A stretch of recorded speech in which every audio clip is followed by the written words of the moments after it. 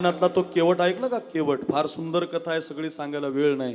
पलीकडच्या काठाला उभा होता आणि रामचंद्र त्याला हाक मारत होते, अरे आम्हाला पलीकडच्या काठाला जायचं. तो केवट रामचंद्र प्रभूला नावेमध्ये बसवत नव्हता.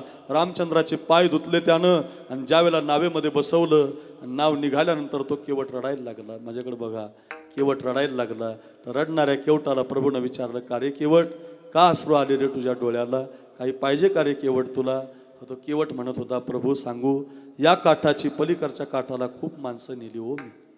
रोज या काठची पलीकडच्या काठाला माणसं नेऊन घालायचो, इमानदारीनं जगायचो, 10 रुपये तिकीट घ्यायचो. एखादा रात्री नडला अडला तर त्याला 500 रुपये मागत नव्हतो. इमानदारीनं जगायचो, आईचं दर्शन घ्यायचो, खूप चांगलं जीवन जगत होतो.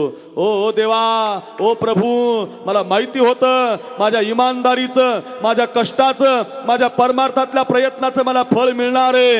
एक दिवस माझा राम या नदीला आल्याशिवाय राहणार नाही, मला पलीकडच्या काठाला घेऊन झाल्याशिवाय राहणार नाही. प्रभू हो, मी रोज पलीकडच्या काठाला नाव नेत होतो, पण कधीच माझे नाव पलीकडच्या काठाला जात नव्हती.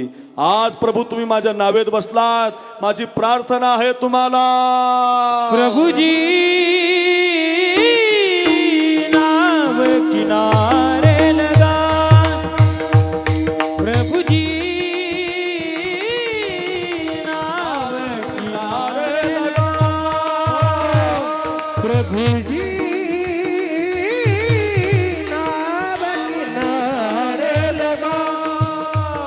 प्रभुजी हो नाव किनारे लगा, प्रभुजी नाव किनारे लगा, प्रभुजी नाव किनारे लगा, प्रभुजी नाव किनारे लगा, प्रभुजी हो नाव किनारे लगा.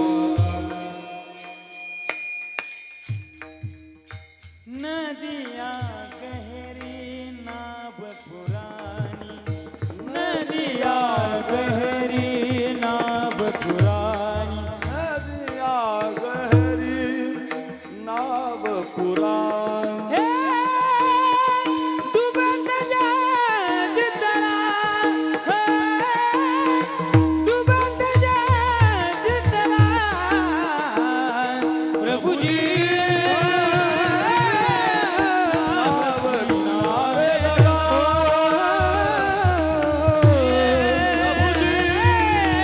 नाव किनारे लगा,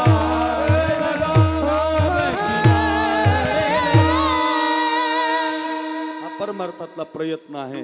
देवाला घरी बोलवण्याचा, पाय धुण्याचा. रामायण असेल, संत कथा असतील, सगळ्या कथा इथंच थांबतात. याजसाठी गेला होता टहास, हा प्रयत्न आहे परमार्थातला. मग त्याचं फळ काय मिळतं? शेवटचा दिस गोड, जिवंतपणे शेवट गोड होतो. महाराज देवरूप होता. महाराज म्हटले, असं झाल्यामुळं आता निश्चिंतेने पावलो विसावा. आता निश्चिंत झालो, निर्भय झालो, स्वतंत्र झालो, सुखरूप झालो. निश्चिंतता, निर्भयता, सुखरूपता, स्वतंत्रता ह्या स्थित्या मिळाल्या. महाराज आता निश्चिंतेने पावलो विसावा. आपण निश्चिंत नाही, आपण निर्भय नाही, आपण सुखरूप सुद्धा नाही. आपल्याला दुःख मिळतंय, पदोपदी दुःख मिळतंय म्हणजे आपण सुखरूप नाही. पदोपदी आपण चिंता करतोय म्हणजे आपण अजून निश्चिंत नाही. पदोपदी कुणाच्या तरी पारतंत्र्याखाली आपल्याला जगावं लागतंय म्हणजे आपल्याकडे स्वातंत्र्यही नाही. आणि कुणाच्या तरी भीतीखाली आपण जीवन जगतोय, आपण निर्भय सुद्धा नाही. साधू म्हणतात, मनाच्या मर्जीने येतो, मनाला वाटल तोपर्यंत राहतो. जगा काळ खाई आम्ही माथा दिला पाय. कल्पना करा, तुमची एखाद्यानं झोळी फाडली किंवा तुमचे कपडे एखाद्यानं फाडले, तुम्ही जन्मभर माफ कराल त्याला? अहो, सख्या भावानं बाण कोरला आपला तर आपण त्याचं तोंड पाहत नाही. माऊलीच्या काखेतली झोळी विसोबानं हिसकावून घेतली आणि त्या झोळीतलं पीठ मातीमध्ये टाकून दिलं आणि मातीमध्ये पडलेलं पीठ पायानं माती मिक्स केलं, तरी सुद्धा माऊली त्या विसोबाला माफ करतात. भाकरीचं पीठ मिळू दिलं नाही, माऊली म्हणतात, तो आपलाय सोडून द्या. काय नवल आहे हे, जरा शिकलं पाहिजे. ते शोभा महाराज कासार तुकोबारांच्या बरोबर असायचे की नाही? त्यांच्या पत्नीनं तुकोबारांच्या अंगावरती उकळतं पाणी टाकलं होतं तर पाणी टाकून झाल्यावर तुकोबाराय जाता जाता तिला म्हणले कल्याण असो तुझं. 108 वेळेला माणूस अंगावर थुंकला नाथ महाराजांच्या कल्याण असो म्हटले तुझं. इथं राम राम नाही घातला तर महाराज वापस जाईल. लतीफ महाराज नाष्टांच्या अनय दिला तर कीर्तन केसरी म्हणाल काय गाव आहे. कल्पना करून पहा, एखाद्यानं जर आपल्याला जवळ घेतलं नाही विकास महाराज तर किती राग येतो आपल्याला. अंगावर थुंकले तरी माफ केलं, झोळी फाडली तरी माफ केलं, आंघोळीचं पाणी कडक अंगावरती टाकलं तरी माफ केलं.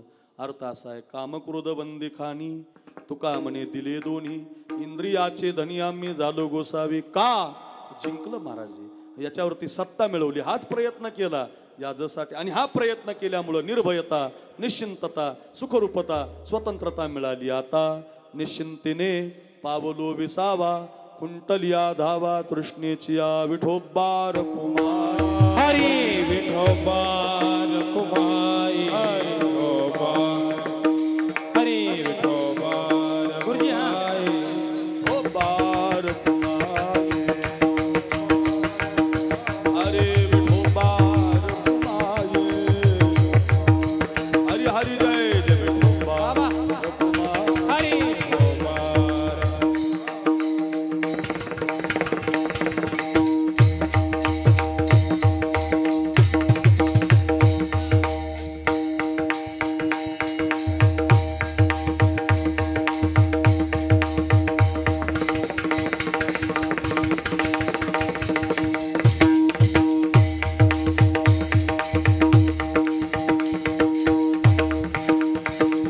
जय हो हरी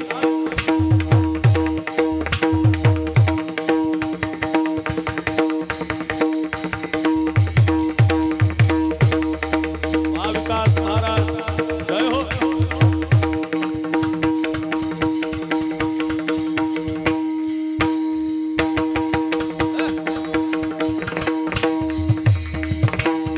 वा रे वा काय वादक आहे.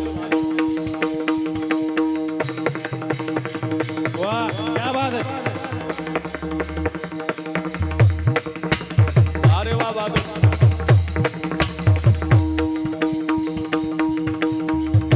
वाह विकास जी.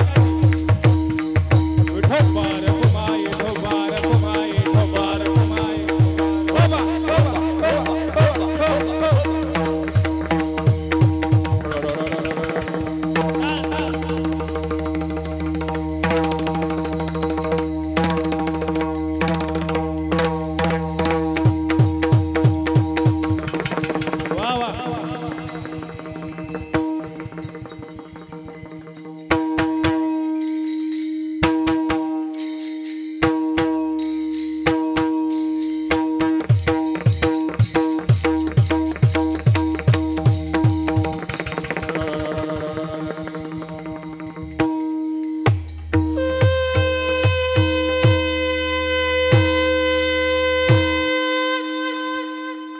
वन्स मोर एकदा धिन ताग धिन ताग